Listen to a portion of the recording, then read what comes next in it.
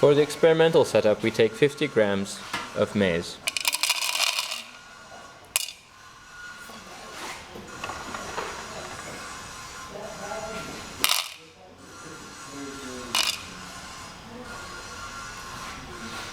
And then we put it into a sieve, like demonstrated here. And then we take We're going to run water through the 50 grams in a sieve and run water to wet it.